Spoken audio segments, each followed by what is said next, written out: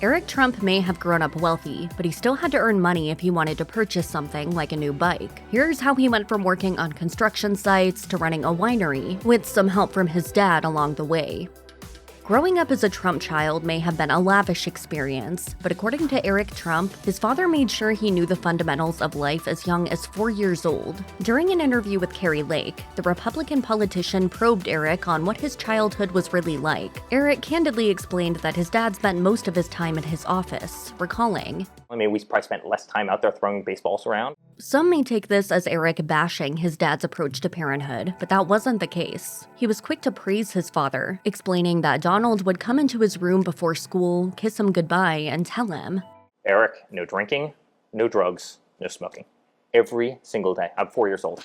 He also went on to say that his dad was strict and had high expectations, but it's not something that he resents or holds resentment over. In fact, Eric has always been his father's biggest supporter and has never publicly criticized him. Unlike his brother Donald Jr., who was notorious for his partying and womanizing ways in his college years, Eric has managed to keep his nose relatively clean.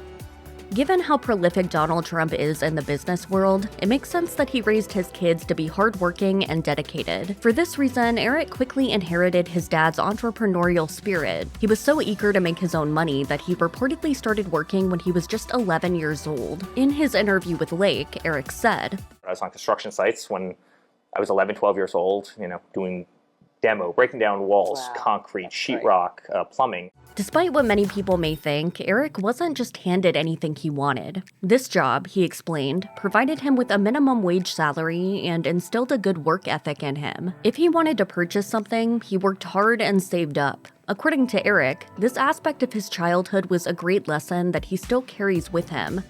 Eric's net worth is a point of interest for many, but his career didn't come out of nowhere. He grew up listening to his father and taking note of his money moves. Over the years, Eric made it clear he thinks of his dad as a role model, telling CBS News in 2003, I really look up to him. I think it's amazing that you can find a job that you love and enjoy so much that you'd rather be doing it than taking vacations. In the same interview, Eric, who was a college student at the time at Georgetown University, told reporters he wanted to be part of his father's business empire. When speaking about his son, Donald admitted to CBS News, he has a wonderful capability, and then at some point he'll be tested and tested very strongly.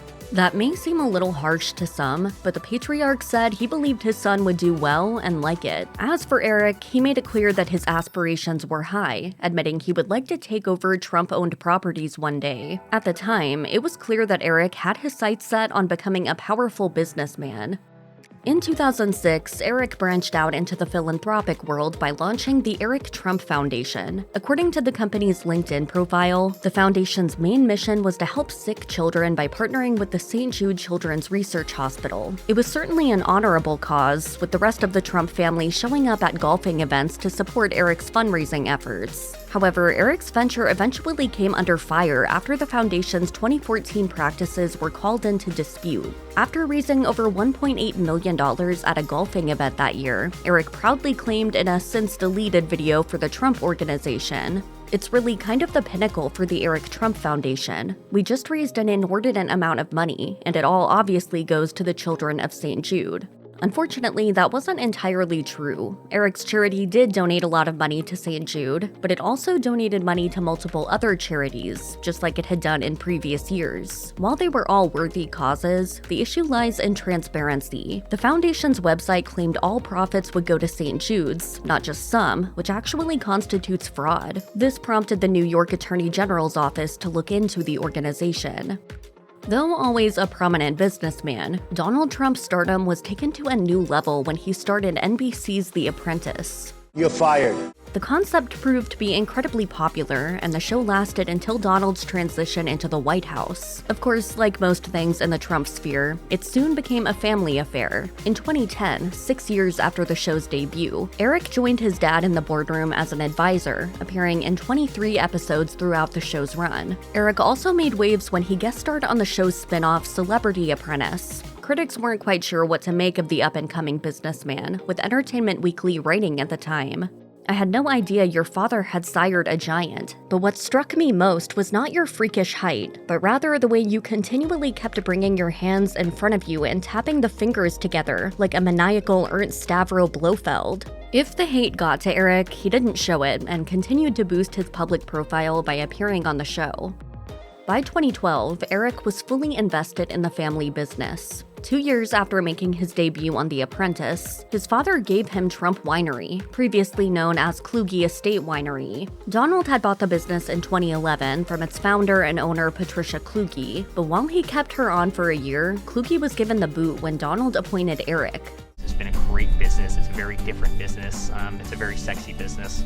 The business still appears to be in operation all these years later and is actually owned by Eric Trump Wine Manufacturing LLC. At some point, Eric gained full control, though it's not clear if this was from the outset or something that gradually developed. The Trump Winery website contains a message from Eric, who says, "I can honestly say that Trump Winery, from the moment of acquisition, has been one of the most exciting projects. Each year, our wines continue to receive tremendous accolades competing and winning against vineyards that have been in business for decades." The winery, based in Charlottesville, Virginia, is also a wedding venue and hotel. There was a time in his younger years when Eric was one of New York City's most eligible bachelors, as the son of a billionaire real estate developer. However, he was taken off the market when he met Laura Yunaska in 2008. The pair have been together ever since, and though it was Eric's height that initially drew Laura to him, she soon discovered they were a match made in heaven. So I was immediately intrigued. The pair dated for 6 years before they tied the knot in 2014, ushering in a new chapter of Eric's life and one of the most important roles to date, husband. As you might expect, given how rich Eric is, the wedding was a spectacle. The pair said their vows before 400 guests at Eric's father's Mar-a-Lago estate. Considering it was a major Trump family event, it's not surprising Eric's family was heavily involved. His sister Ivanka was a bridesmaid, while her husband Jared Kushner officiated. Eric's brother Donald Jr. also served as his best man.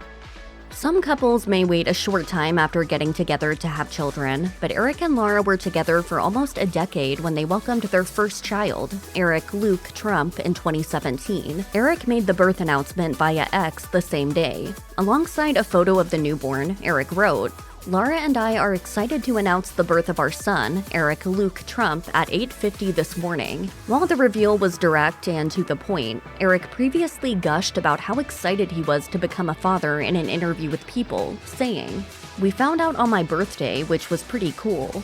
His wife was confident in her husband's ability to master parenthood, telling the publication Eric would be an amazing dad, judging by his relationship with his siblings' kids. She told the outlet, "The nieces and nephews love hanging with him. He's the cool uncle. He's watched Frozen many times."